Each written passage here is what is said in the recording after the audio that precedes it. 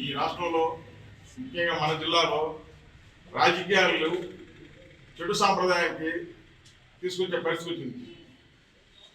మన జిల్లాలో ఉన్నటువంటి ఒక వ్యక్తి కాకాని గోవర్ధన్ రెడ్డి మాజీ మంత్రిగా పనిచేసి జిల్లా పరిషత్ చైర్మన్గా పనిచేసి ఈ రోజు అతను వాడుతున్న భాష చూస్తే అది చాలా అసలు ఆయన పీహెచ్డీ చేశాడు అంటున్నారు.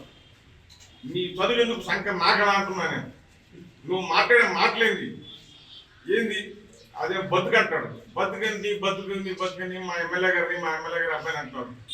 బతుకండి అసలు నీవు ఆయన మీద మీకు 1000 కోట్లు నుంచి ఆస్తున్నాయని చెప్పి పెట్టి ఆయన రిటర్న్ కేసు పెడితే పరారయ్యి ఊర్లు వదిలేసి జిల్లా వదిలేసి రాష్ట్రం వదిలేసి సుప్రీంకోర్టు పోయి బెయిల్ ఇచ్చుకునే వ్యక్తి నువ్వు. మొన్న నేను ఎక్కడే పోలేదు అని చెప్పి హైదరాబాద్ పూట ఒకటి పెట్టేసేసి అడ్రస్ లేకుండా 50 రోజులు అక్కడ లేకుండా నువ్వు అండర్ గ్రౌండ్ చేరేసి మసాజ్ సెంటర్ పోయి చేరిన కర్ణాటకలో నువ్వు ఆ బతుకు గురించి మాట్లాడేది నీది ఒక బతుక. ఈ రోజు చంద్రమోహన్ గురించి మాట్లాడతావా?